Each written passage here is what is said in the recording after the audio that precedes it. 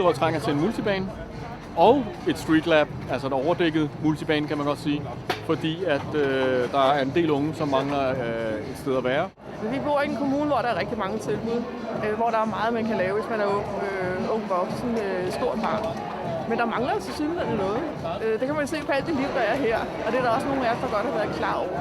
Så vi skal sørge for, at når vi er en stor kommune, vi er en stor by, så skal vi også have nogle forskellige tilbud, sådan at vi kan tiltrække alle børn og unges interesse.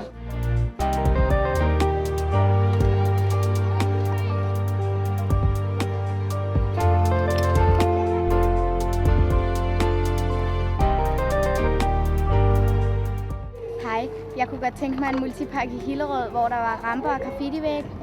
Jeg kunne godt tænke mig en multipark i Hillerød, hvor der var nogle bakker, som man kunne køre på.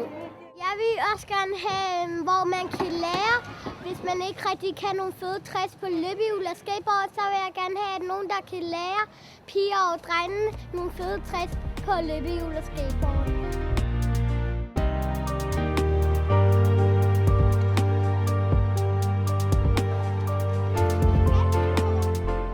I skal bare kende verdens sjoveste sport, det er fodbold.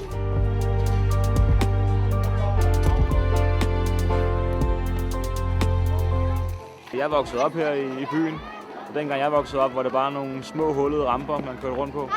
Så vi savner et sted, hvor alle dem, der ikke er i fodboldklubber og håndboldklubber, kan gå ud og dyrke deres skadeidræt. Så det kan være skate, klatring, parkour, alt muligt.